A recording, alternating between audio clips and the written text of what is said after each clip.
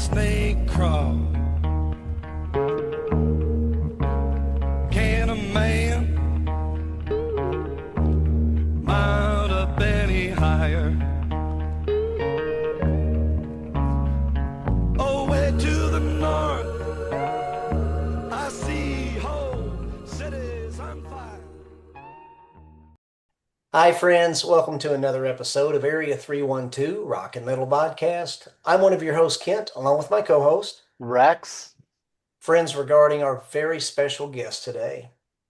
He's co-founder and singer-songwriter of one of the first ever Jesus rock bands, and that band is All Saved Freak Band. His other musical ventures include Dimming of the Day, Home Before Midnight, and the Hollow Men. And friends, Home Before Midnight is where our guest has published his print and ebooks, and they're trademarked under that same moniker, Home Before Midnight. His published books include his autobiography, When Someday Comes, Genesis of a Genre, The Birth of Christian Rock, focusing on one of the very first pioneering Jesus rock bands, Agape, as well as his novel, The Cowbird Song. And that's a story of faith, deception, and the terrible cost of secrets. And friends, without further ado, it's our distinct privilege to welcome the one and only and remarkable Joe Markko. Welcome, Joe. It's an honor to have you, sir. Please don't start spreading those rumors. I find you remarkable, Joe. Some things, doing my research, you're one in a million, and it's our honor to have you. And Joe, it only makes sense. We just like to ask and let our viewers get to know a little bit about you. Your earliest, Joe, you've influenced many with your band, All Say Freak Band. But I'd like to ask, Rex and I would like to know, who were some of your musical influences? In life generally, I have to say none of them are Christian groups. That's fine. That's fine. But my earliest influences, I was 7 years old, and I was a latchkey kid, they call them now, and I listened to the radio all day in Chicago, and that's like some kids hunt rabbits, hunting rabbits, hunting radio stations, and James Brown was his version of Night Train, and then after that it was the Everly Brothers and the Kingston Trio and early groups. My goodness, with the 78 RPMs, I can't remember them right now. But just like everybody else, I was influenced coming up through the rock years by those musicians, Hendrix, but other than that, I don't know what to tell you. Rex is a huge Jimi Hendrix fan, incidentally. I love Jimi too. Yeah. Rex is a huge fan.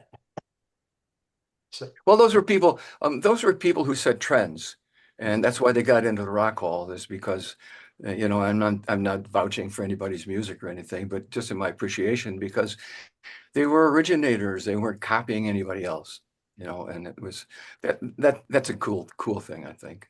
Oh, that's right. Great musicians. And so, Joe, what is it about music in general then? Not just maybe a musician, maybe it's a musician that you saw, but what is it maybe intrinsically about music that attracted you?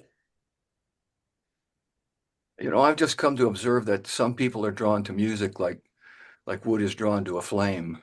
It's just part of your DNA, and you gravitate that way. And I learned to read music when I was 8. And by the time I was 13, I already played 5 instruments. And I picked up guitar at 14 and learned how to play that. And piano and drums a little bit, not enough to say I really can. But, everybody does that round robin where everybody picks up the other guy's instruments. You had to be able to do something. Yeah. So music has always been part of my DNA. That's all I can say. It's just something that flows. I don't know how else to say it. It flows. If you're writing a song, where do you get that idea? I don't know. It's just what comes out. So God gets the glory for everything. It's just what comes out, man.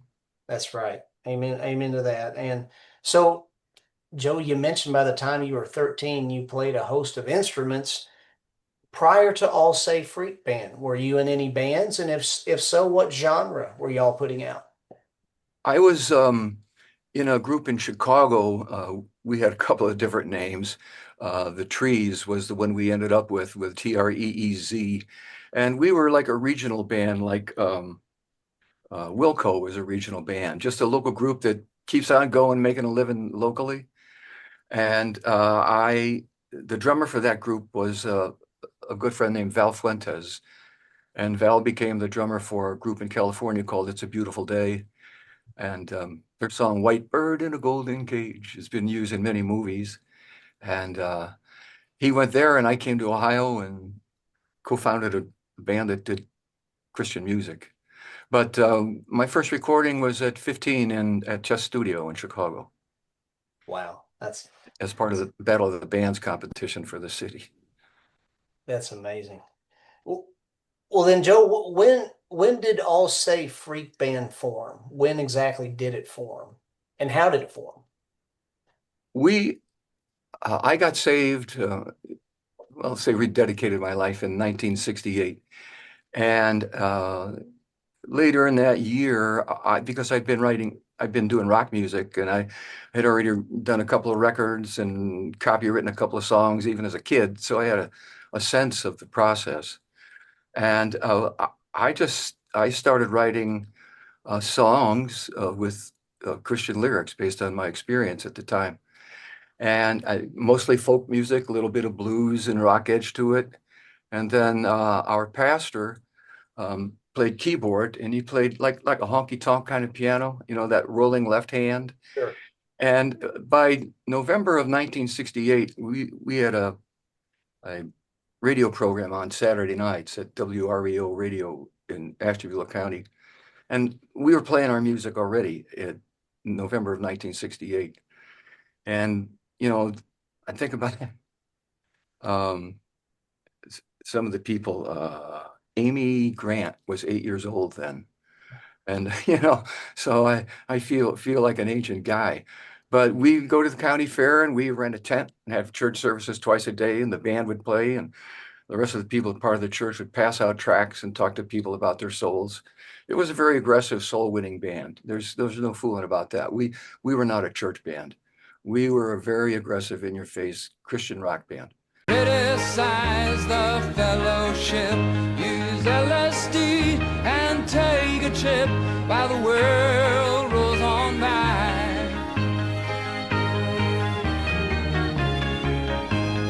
Get off a trike and get on a bike. Grow a beard, they're really weird, like little children out to play. We dressed fine. We kept our hair cut. We kept ourselves civilized because we felt the servant of the Lord should represent themselves. But it was a complete changeover. When I wrote the book and talked to all the fellows in Agape, they, for example, had been a band before they became Christians, and they all became Christians at the same time and simply changed the lyrics to what they were doing, which, I got no problem with that. But that's the way a lot of people did it. But we kind of pieced the group together over several years. And we didn't call it the All Say Freak Band until about 1970, 71, somewhere in there. And that's when Glenn Schwartz came to be part of the band. And we felt it deserved a little bit a name that might have some sticking power. And we were in a band meeting, a band rehearsal, and the band decided it was time to change the name. Yep. And that was, I threw that out. What about the All Say Freak Band? People laughed about it because it sounded ridiculous. I said, well, we're all saved freaks anyhow, because we didn't call ourselves hippies. Hippies were the commercial reproduction of the lives we were living. That's the arrogance of that. But so we were all saved freaks, and it seemed natural, and that's what we stuck with it. And, we've saw it in places, the All Sane Free Band. People had a hard time getting it right, but it worked out. Well, the name certainly stuck. I mean,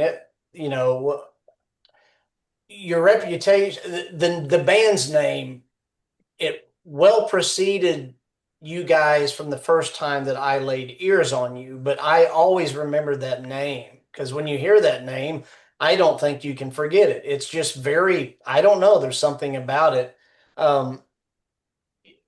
Joe, It's just weird enough to, it's just weird enough or out of the mainstream enough to be easy to remember, I guess. yeah. Yeah. Joe, regarding WREO playing your music in '68 there, what I was curious about, and of course, that's a little before my time. I was born in '71, but I was wondering, like, how did they pick up the tunes from your band to play? Did you all buy time and perform? Well, yeah, as I said earlier, we purchased our own time Okay. on Saturday night at prime time, and we aired all our music that way. And that was that's what we are. If you're called, you go. If you're called, you go, and you don't wait for the opportunity. You make your own opportunity. And so that was the mindset we were all in tune with. That's why we did it. And you mentioned Glenn Schwartz, formerly then of the James Gang and then Pacific Gas and Electric. Um, he joined like a couple years later. So, Joe, how did you all come in contact with Glenn? Did somebody minister to him on the street or? Glenn was in California. He After he left the James Gang here, and Joe Walsh took over. Glenn went and Joe followed him to California later. But Glenn went to California and hooked up with this group of guys, and they started making music. Pacific Gas and Electric, "Are You Ready?" And Mhm, that was the big tune back then. And Glenn was just a radical. He got saved on the Hollywood Strip under the ministry of Arthur Blessed. mhm. He was the fellow who dragged across America, dragging a cross on his back. I'm glad God doesn't require such things from me. Jesus paid it all. Yeah, and I remember Glenn was talking about his testimony. We were in a church in Nashville, a very proper Baptist church, with proper clothing, proper eyeglasses, and proper everything. And and we shocked those people. They didn't know what to make of us. And Glenn stepped up to the microphone because we always did that. Everybody shared their testimony. We had an altar call afterwards. We didn't play other places. We just did Christian music, and that's all we did. And Glenn stepped to the microphone to give his testimony. And he had a thing where he sniffed. He said, "So when I got saved and I walked out of that place and I looked across the street and I saw a cat flying. And you could tell by looking at the people, they were waiting for the punchline, but then they got that he was serious. He said, "No, really, I saw a cat flying." He doubled down on it. Yeah. But that was Glenn. He was, an Israelite in whom there is no guile. That was Glenn. Well, so Joe, so My Poor Generation, your all's first release album in 1973. Now, to me, Joe, it kind of has like this Americana folk rock flavor. And please, if you would classify it as a different genre, please tell me what you deem it as, because you're the man. So, but my question is, compared to the folk flavor, the Americana-ish flavor of My Poor Generation, the songs that you all were playing on the radio at the time on WREO, were they of that same the same caliber, or was it more of a, because like some of your latter works, like on Brainwashed, is a lot more kind of upbeat and full instrumentation. So what was the earliest music y'all were playing? The earliest music we played was primarily a folk music that had kind of a groove to it. It's all I can say. Yeah. It was folk music, it had a little groove to it, a little blues background. Mhm. But that suited my voice at the time. It suited where we were. We were just starting. I mean, we played in churches where pastor didn't know what he's getting into, and we played our first song. He got up and physically pulled the plug out and apologized to his parishioners for having us there, which made us feel like, Right.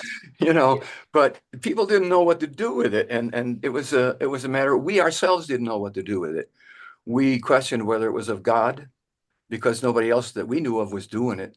Larry Norman was writing music. He'd left California or left the people and was writing music in '68, looking for musicians to back him. But nobody else was doing it. There was no internet. We didn't know about anything. So we just question is this of God? Are we just going too far? So we were battling that with ourselves all the time. Maybe this song's a little bit too far, close to the world. Maybe this song's a little too worldly. And we just came to the point where, you know what? We believe that God has called us and that he's put these things in us. And not everybody's going to get it. Not everybody's going to dig it. We are not called to the church. And we never were. We performed in churches, but our place was out in the street. We went to bars with gospel tracts and our Bibles. That's where we met Phil Kagi, when he was playing at Joe Bujak's place on Water Street in Kent. And Phil filled in for us a couple of times when Glenn was undisposed. He got himself into some trouble, and so filled in a couple of weeks. But by then there was more liberty in the music. By that time, that was around 73. We started writing 68, and we recorded that album prior to 73, but it was released in 73. We recorded it earlier, starting like 1970, and so it was just a child of its times. It's the most primitive in its recording styles. There's some of that music that's just all I can say. It's primitive sounding, but that's what we were. It was just, hey, we're just letting it flow, man. We're not trying to pretend.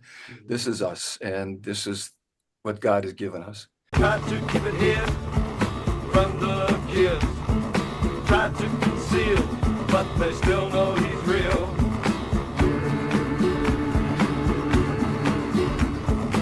Open the gates, I wanna give thanks. Open the gates, I wanna give thanks.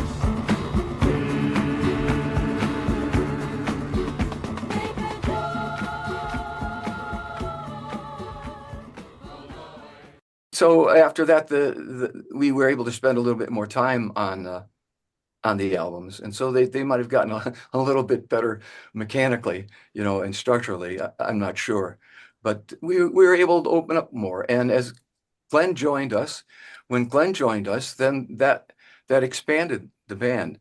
The All Say Freak Band. I know I'm rambling here, but the thoughts are in my head. Was kind of like those old rock and roll reviews, an ensemble. They used to travel around on the bus, and you have Buddy Holly, and you have the little Big Bopper, and you'd have all these people who travel around, and they'd each do a song or two. Well, we were kind of like that. We had 12 people in the group, and everybody wrote music. And so we did those songs, and the rest of the band sang backup or played the instruments. And so it was very interesting and lent itself to several albums, that's for sure. But also that's why there was so much, I would call it texture in the music from one song to another, is because there were different people writing it. So it had different styles. And that's, go ahead, Rex. Joe, if I can ask a question, I know you said churches were literally pulling the plug on you. Was any churches or anybody very supportive of the band that kind of got it and understood what you guys were doing? Did you have support from any church at all, or any individuals or groups?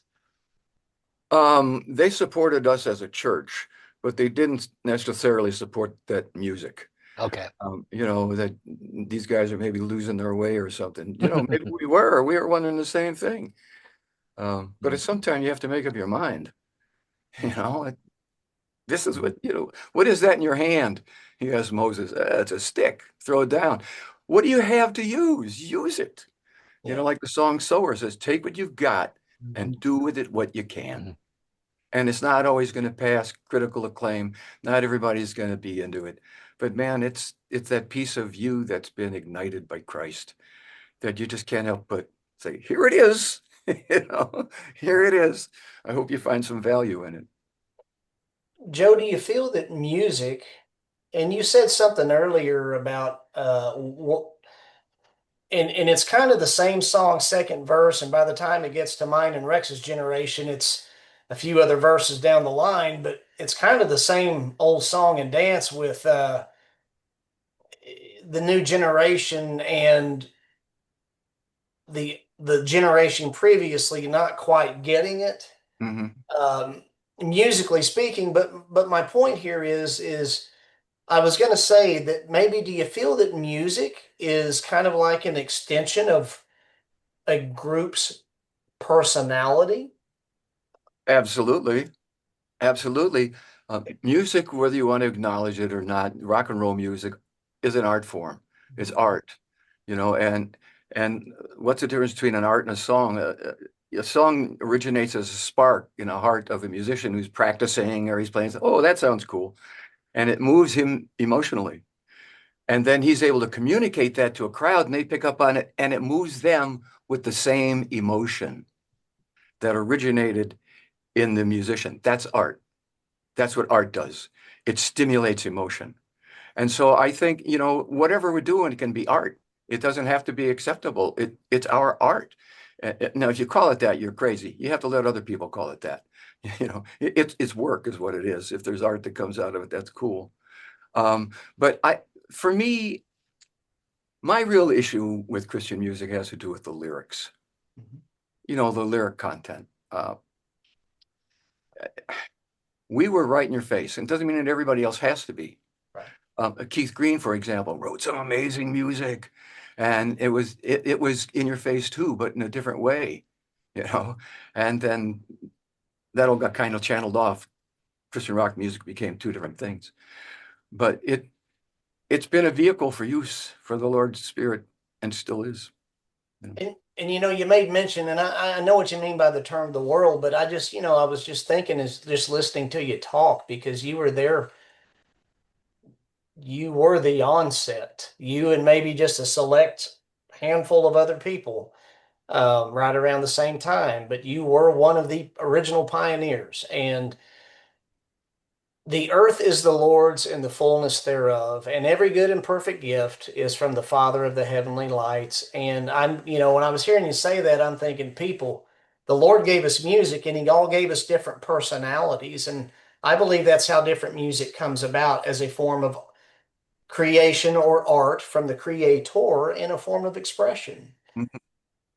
So, anyway, and Yeah, yeah, the message agreed. of Christ is there. Agreed. Agreed.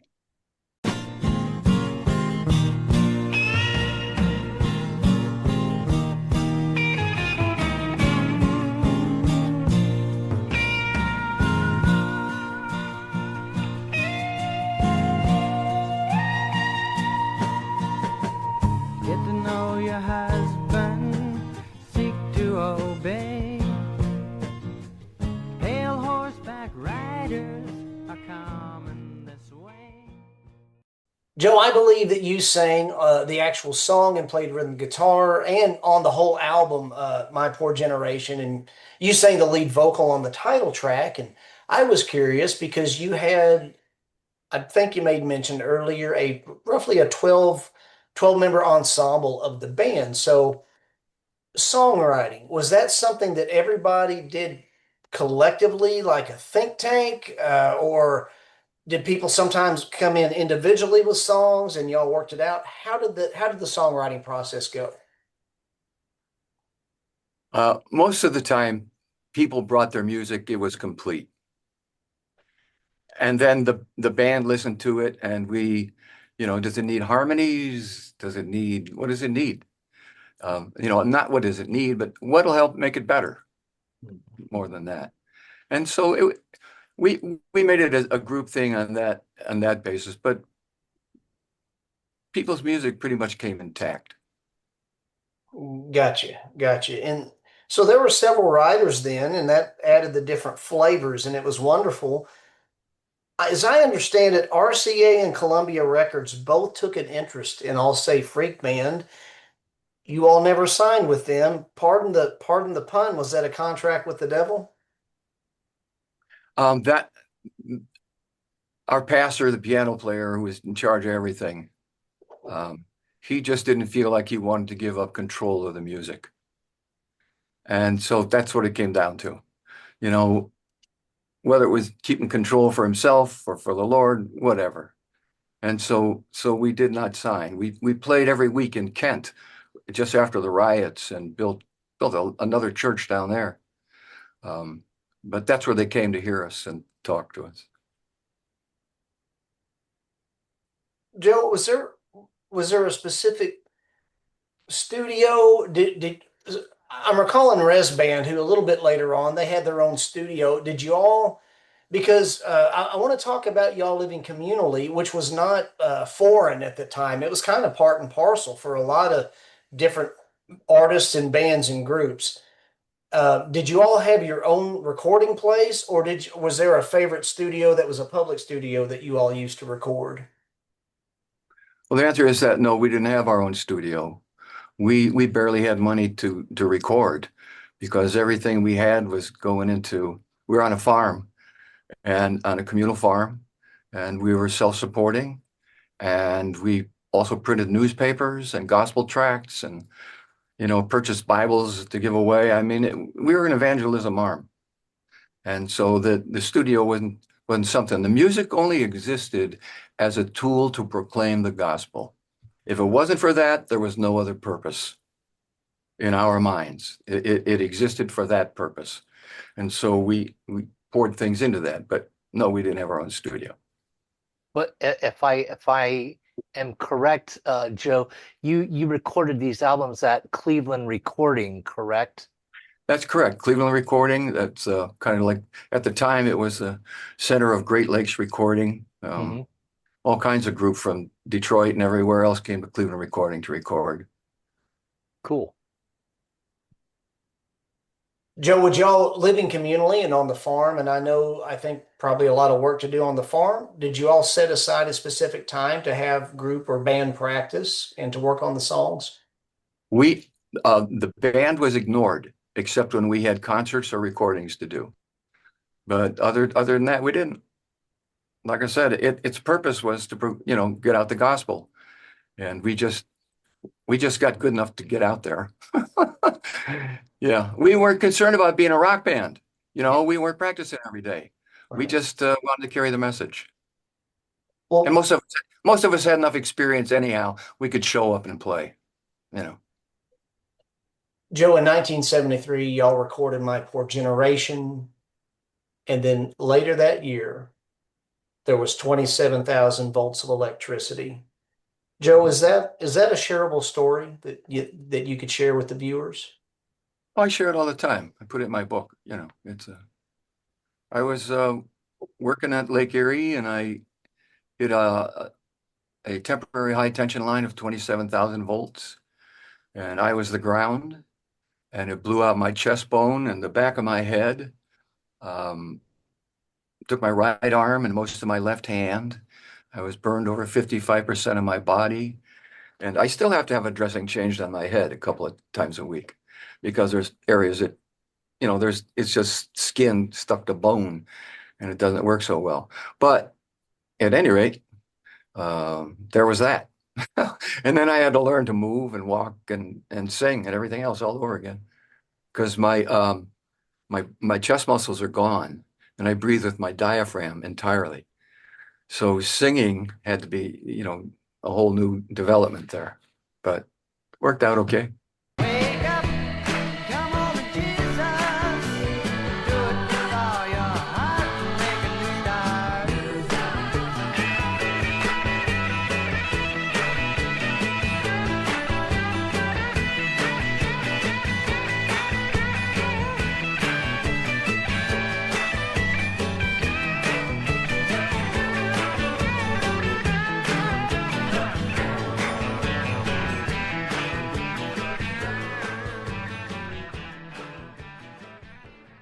The Lord brought you through nothing short of a miracle, and you came back on this kicking album, and then we had Sower after that, and you truly are remarkable, and all glory to the Lord. You're truly That's inspiring. right. That's right. That's right. The second album for Christian Elves and Lovers in 1976, it seemed like quite the avant-garde title Mhm. for a Jesus rock band. And was there a deep appreciation for Tolkien within the group, Joe? Yeah, there was. And Larry, again, made more out of it than was necessary, but for Christians, Elves, and Lovers was based on that whole issue. And I think that was actually the third one that we recorded. We put aside the Sower that we recorded until the very end, and we did a bunch of recordings from 70 through to 76, I think.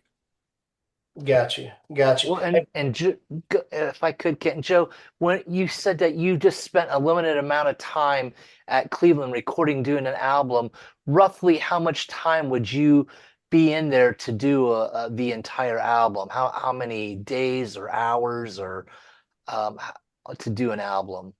We had 3 days to record My Poor Generation and 2 days to do the rest of it. That's what it was. Wow. Have you seen your album on display at Marquette University? It's reported it's on display as part of the Tolkien collection there. Yeah, I have not been to Marquette, but I'm aware that it's there. Very cool. That's very cool. Joe, well, I don't want to start calling out the numbers here. I might be off, but Brainwashed, great album, also issued in 76. It turned up the decibels a bit. Was this due to being fired up over Glenn Schwartz's, I don't know the proper term. I'm going to say forcibly taken from the farm? Tell me what the band was saying through Brainwashed. Glenn had been kidnapped by, I'm trying to think of his name. He was a pretty famous cult deprogrammer from California, Ted Patrick, maybe I think it was. And with the help of Glenn's brother and some Hells Angels and other people, they snatched him up after work and took him away and kept him in a hotel somewhere. And they were gonna, his Christian faith, he was brainwashed, and they were gonna deprogram him. In the end, they just had to let him go. So, he's no different. They fed him real well, and he was happy about that. And he got the chance to preach to everybody all the time. He was happy about that. And they finally just opened the door and let him go, and he found his way back to the farm. But that was, I suppose, loosely our response to people saying we were brainwashed. And our comment was that everybody is brainwashed. We just choose who does the washing. So it was meant to be a response to that. Gotcha. Well, it's a killer album. I mean, it's awesome. And it's listed at number 4 on the top 50 collectible Jesus music albums of all time. And that's by contemporary church historian David DiSabatino, if I'm pronouncing his last name correctly. Tell me about writing Ode to Glenn Schwartz, because that's a grinder of a tune on that album, Joe. Sins are before me on the altar they lay. I know they'll destroy me. Let us pray.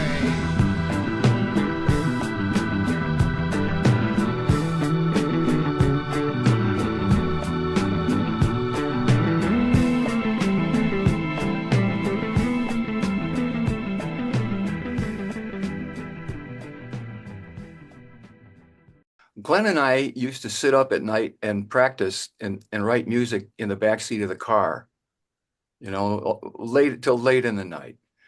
And we were partnered up together on the road when we went on road trips. It was always Glenn and I together, and for which I'm grateful. But that Ode to Glenn Schwartz, he told me, he said, the only 2 women I've ever loved in my life have betrayed me. And so that was his wife and his mother. And they just thought he had lost his mind over this whole Jesus thing. And so they had him locked up in a mental institution for 30 days against his will. Got somebody to sign that. And we of course went to visit him every day and talked to him through the fence and things like that. But he was our brother. And he was put in there, and it was a hard time for him. And I kind of lost track of the question, but there you go. I was just curious about Ode to Glenn Schwartz. Oh yeah. And then we lost track of him for a while, and he was gonna go back into the world, as he said. And I played that song for him. I wrote that tune, and the door of the martyrs soon will be opened. The church cannot change it. The prophets have spoken. All wedding vows are being broken.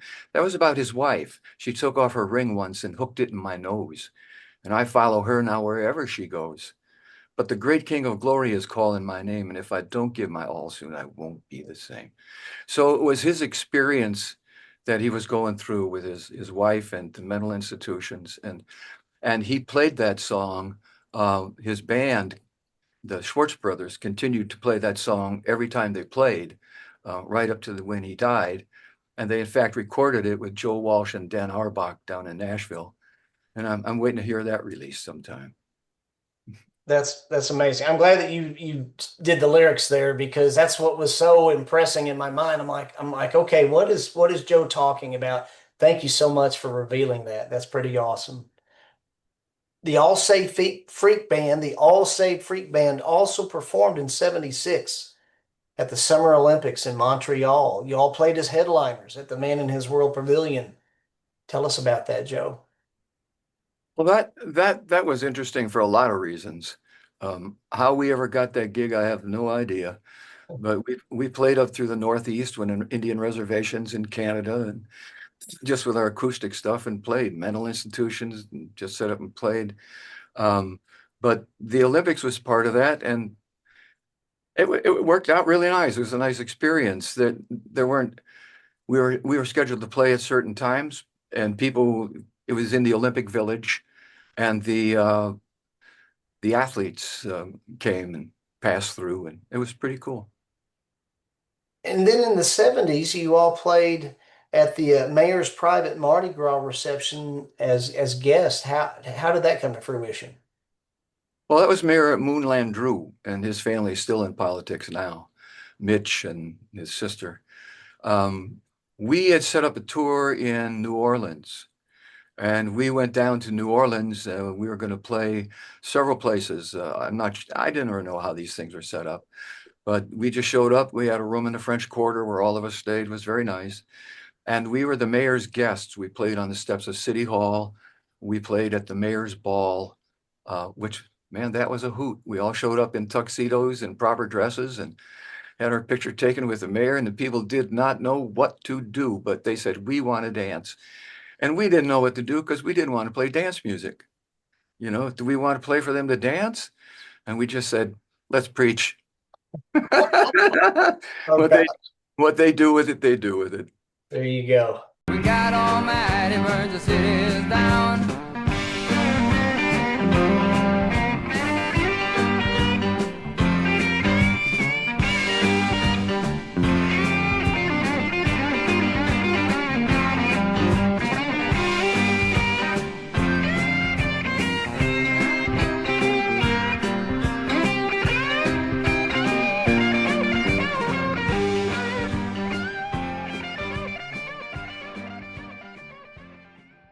There's so many great songs that I love. Two of them that stick out to me from some that I've already mentioned, some that I haven't mentioned yet. There, of course, is the song Sower. Again, is that your lead vocal, Joe? Yes, yeah, that was my song. Wonderful. Great song. And then Prince of the International Kaleidoscope. Can you please shed some light on that kaleidoscope? What are we talking here? Well, that was the Massman sisters, and it had to do with we started to get steeped into Christian political things and plots and all kinds of things going on. And you know, you learn about the Illuminati and think you're the first one to know about it. I got something deep. But it was a study of it was just from Kim's study of that, you know, and seeing forgive me, you all who's watching here, but the Catholic Church as the false prophet and the Pope as the Antichrist, and John Birch Society was problematic, and it was just kind of ragging on everybody. I think that she felt didn't line up with Scripture. Gotcha. Gotcha. Well, it's very intriguing. Released in 1980. Now, Sower, I think you told me earlier, and this might have been where I got off a little. You said this was recorded earlier, but it was not released until 1980. Is that correct? That's correct. We didn't release it for a couple of reasons, because we had access to the Massman sisters' parents as part of a string quartet, and we wanted to take advantage of that and record those things for Christians, Elves, and Lovers. but it was recorded earlier, but we decided not to release it because there were just some flaws on some tracks. My voice cracked in a couple of places. There were some things that could have been changed, and Larry decided he didn't want to change it. Well, by the time I left the farm, I left there and I pursued my calling with the Lord and became ordained with the Assemblies of God. And one Sunday morning, getting ready to go up into the pulpit, I got a call from my sister Laura, who was still with Larry, because I'd sent him a note. I don't want to be connected. I don't want my name connected with this anymore because it'd become aberrant. And so she called me and said, we already have this all produced and ready to go. And if you don't withdraw this letter, we're going to sue you. Now, they knew I was pastoring and getting ready to go into the church. That's why they called me there on a Sunday morning. That's love, right? So I decided, I just went back to talking about in the book of Acts. If these men be of God, we don't want to be found to stand against it. Yeah, you say, okay, God, I just put it in your hands. I just put it in your hands. They had no lawsuit standing. My piece of music, copywritten in my name, it hadn't been released yet. I can do whatever I want. But I just felt, that there's no need to start a war. Just put it in God's hands. And that's what I did. So it was released after most of us had already left. Glenn was gone, I was gone, bass player, drummer, everybody was already gone from the group because we'd seen through it. And everybody continued their walk with the Lord. So roughly then, Joe, what was the time frame where those songs were actually recorded, would you say? We recorded I'm going to say 73 through 75. 73 through 75, at the latest 76. And we had those recordings and of course we used them when we played live. Okay. Joe, you talked about your leaving the farm, and this is something that we previously discussed, and it's another question of candor, and that pass button is certainly on the table. Joe, I would like to ask, and you told me at the time that you didn't mind discussing it because it's a story with a redemptive theme as it winds up. Joe, I would like to ask, you talked about leaving the farm. Now, there are some that there are reports and different things, and as the story goes, some have, in hindsight, as it turned out, have viewed the community that you all were a part of as a cult. Um, if I may, and I say this with respect to everybody involved, and I wasn't there, of course. Joe, if I may ask it this way with all respect, was your community and your local body of believers, do you think that maybe at one juncture it grew into a cult, or do you think that that's an absurd calling of it that from some people, or do you think that maybe in hindsight from the get-go it was always that way and your eyes were open at a certain point? What's the story? I have, this is my opinion, but I was saved under Larry Hill's ministry in 1962. He was a street worker for Teen Challenge and ran into me on the street. I was a troubled kid. And he wasn't always perfect. He was hard to get along with, an abrasive personality. And but I saw him as, he was the door God used to bring me in.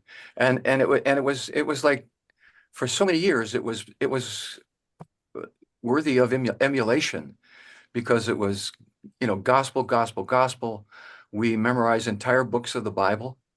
That was in part because he'd been telling us there was going to be a great war and America was going to be destroyed. And so we memorized the entire Bible in our church group so that we would have the word alive, and it just got out of hand. And it got to the point where it was so authoritative that he ordered the beating of people and the whipping of people with horse whips, and people went without food and other things that humiliated them. And then when it turned to the children, because the parents weren't going to correcting them properly. They were going to take care of it. And it ended up in court, a child abuse case in Ashtabula County. And the assistant pastor, Diane Sullivan, who went to jail on weekends, was convicted. Larry ran away to Pennsylvania for 7 years to try to beat the statute of limitations. And everything just fell apart. But most of us left when we saw it involved the children. That wasn't going to happen, you know. So we took a chance because he preached that this was God's only ark. This was God was going to save this group of people. And if you left, you chanced losing your very soul. So I didn't really believe that, but I felt a fierce loyalty to him because he was my close friend. We'd been through a lot together. His wife died. His wife left him. His one child was killed in a car accident. His other children walked out on him. He went through a lot of sorrow, but much of it was of his own making. But that's the story. You know, the fact is that he's still doing what he's been doing, and my sister and a few other people are still there, and I am still the devil's tool. And all of us who left, the devil is trying to use to tear them down and destroy them. Okay, you know, I can deal with that because nobody gives you much credence anyhow. So it was a matter of coming to the point where we realized that we've been fed a bunch of malarkey for a number of years, and it had lost track and gone off track from being focused on evangelism and training people for the ministry, which was what it's about, to now preparing for a war. And I didn't get called for that.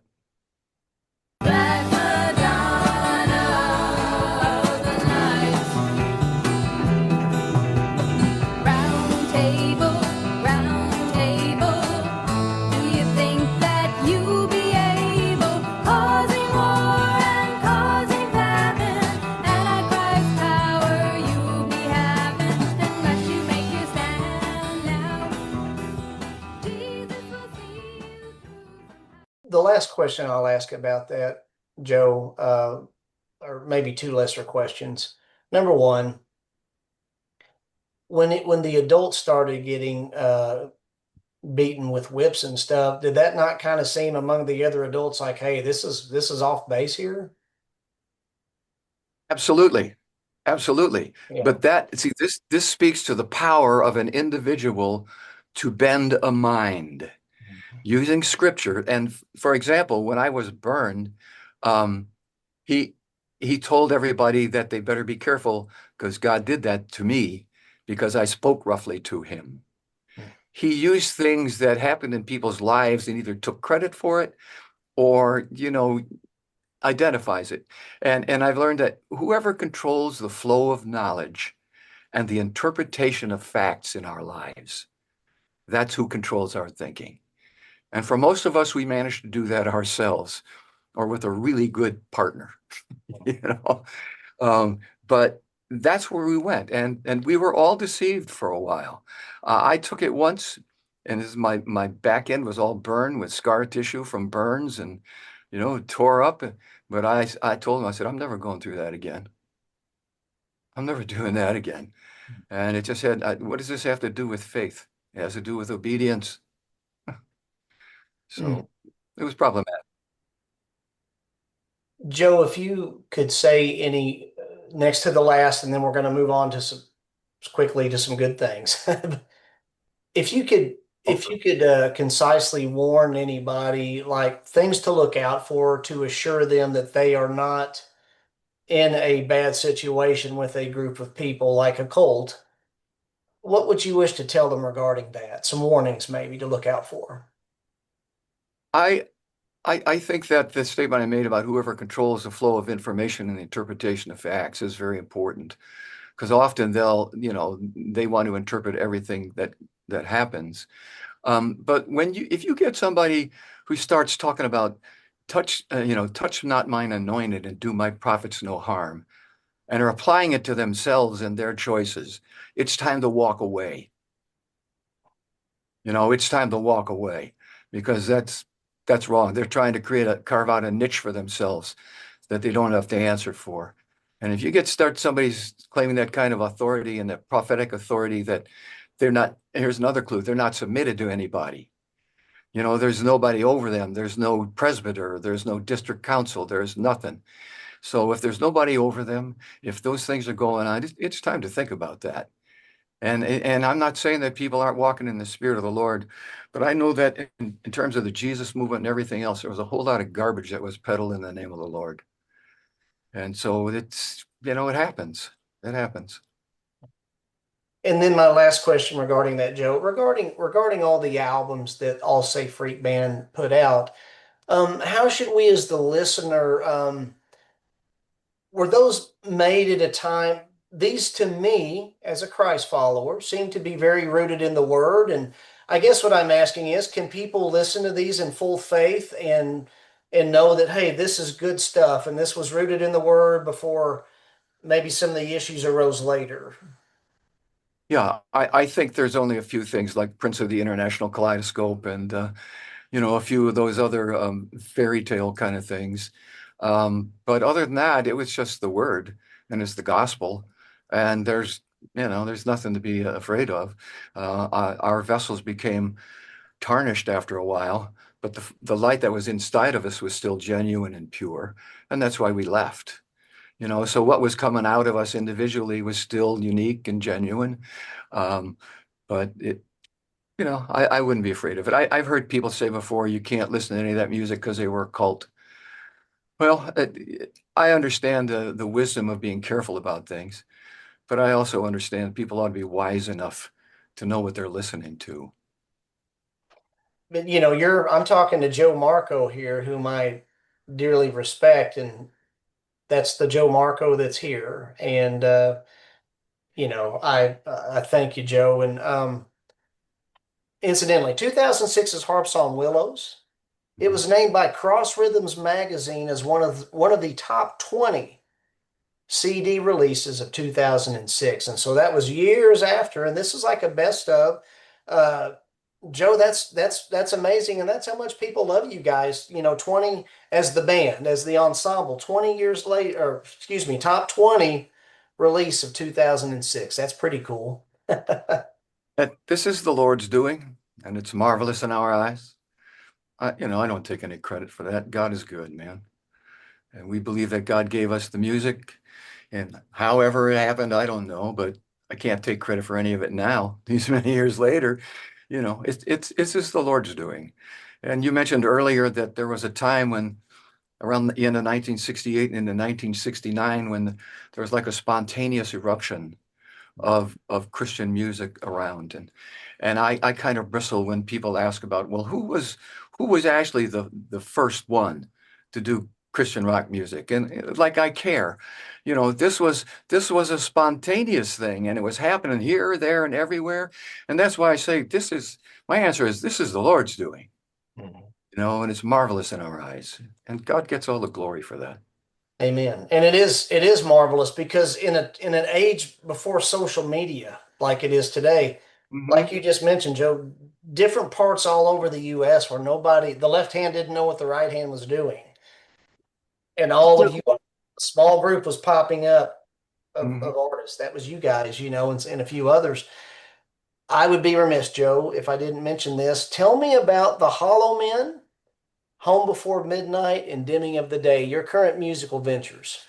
Well, Home Before Midnight is everything I do comes under that heading. It's an LLC and it's my personal publishing company. And you know, forgive me if it's a little tacky, you know, the cry came at midnight.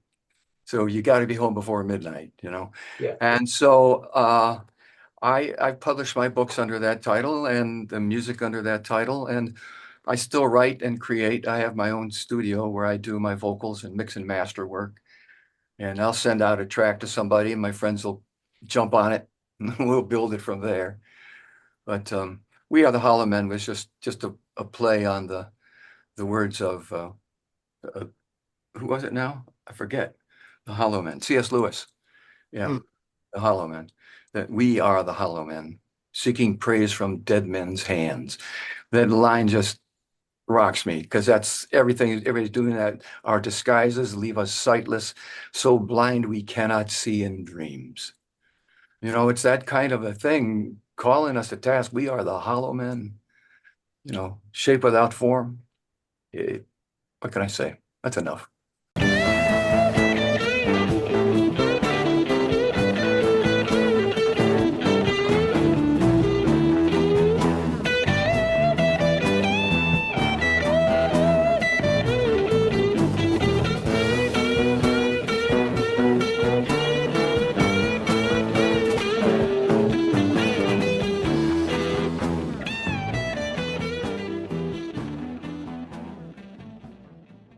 Dimming of the day, I think you're going to have some material on your homebeforemidnight.com, friends. That's the website for all things with Joe Markko that include his works, his written works, his books, and online. And his worse, yeah.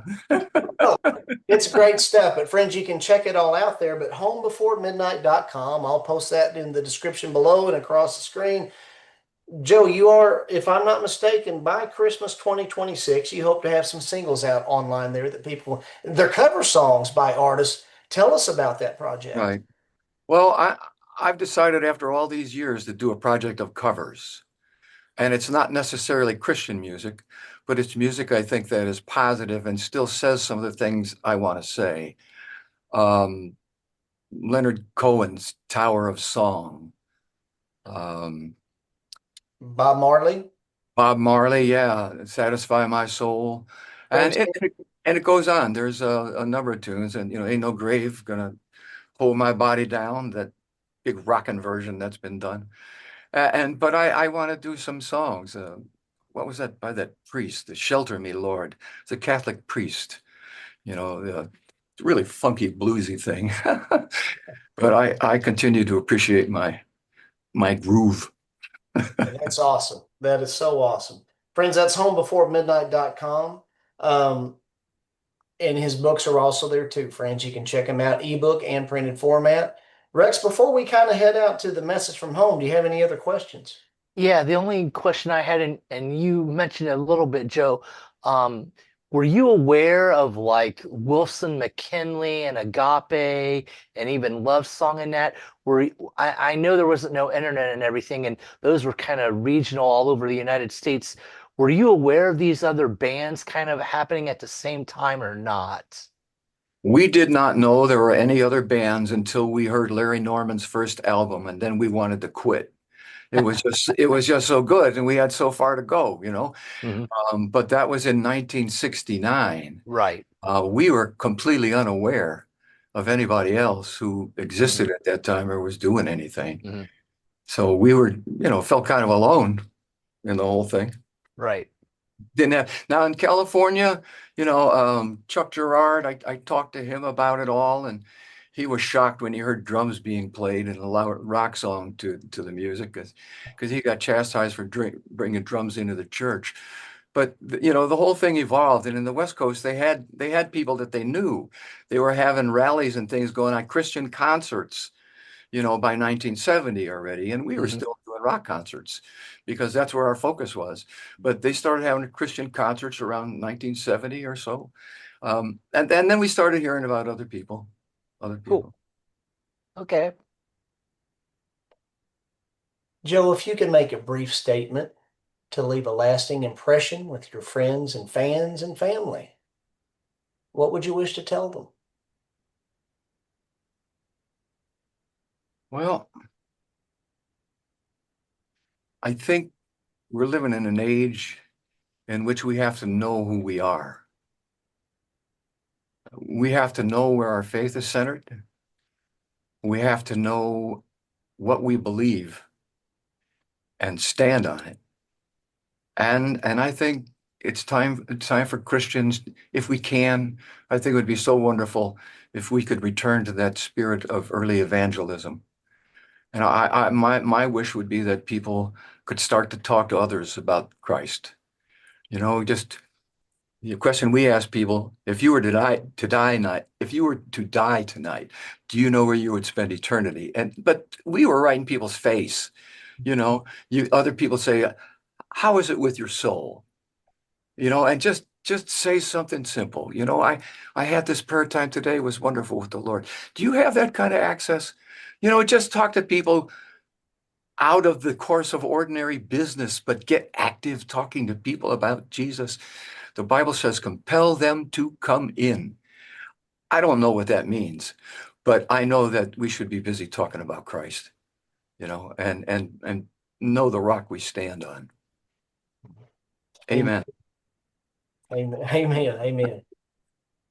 Joe, at the end of every episode, we always pick something from the artist that spoke to us, and typically it's a song title, an album title, some lyrics or something. And I was milling around some songs that I especially have kind of culled that really hit me from the band's catalog, and I was like, and kind of going through a few, and then at the end of this book, there are the lyrics to one of my favorite tunes in y'all's catalog. It's the Sower.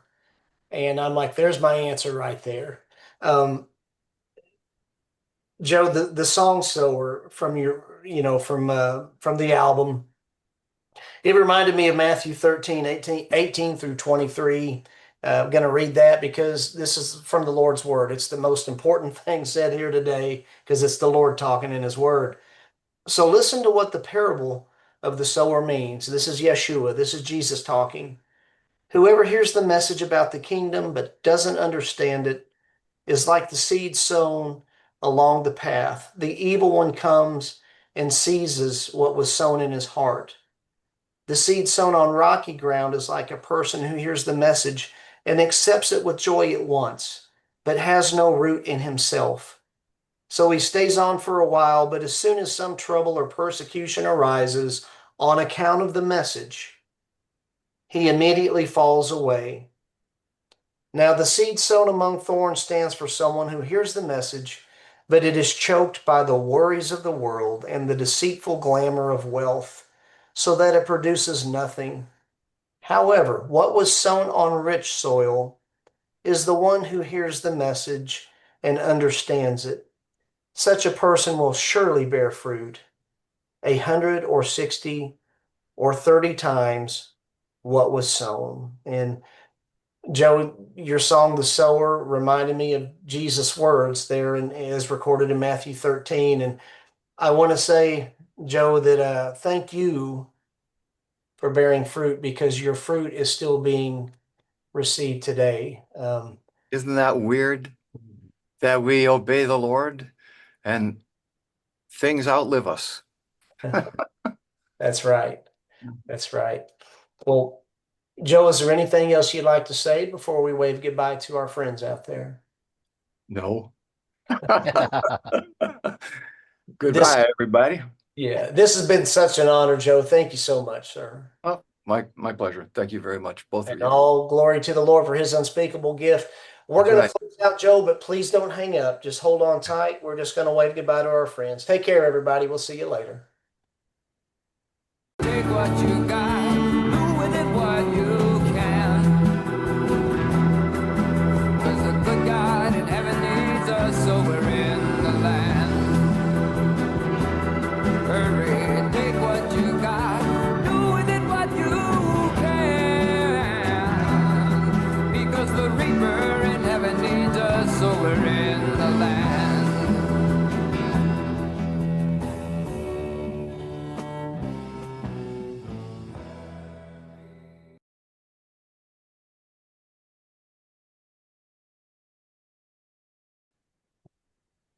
Man, he is super nice. Oh, he's awesome. He is super nice. Oh my goodness. There we go. This is a communist conspiracy designed to suck every drop of joy out of our day. No, no, no, no, But no. we're not going to let him, Joe. No. We're okay if you're okay. Yeah, we're okay. We're cool. Oh, Yeah, you know what? That's funny. I'm still recording. I'll have to edit all that out. All right. Part of the reason why, in my humble opinion, you are remarkable. You are a miracle from the Lord. 1973, there was 27,000 volts of electricity. Is that a shareable story, Joe? What was the question I asked, Rex? You asked if they had a favorite recording studio or did they have their own studio, I think, or something like that, Kent. It's just the devil. It's just when I talk, Rex. That's This what reminds me a lot of the Phil Keaggy interview. there's Joe. Wow.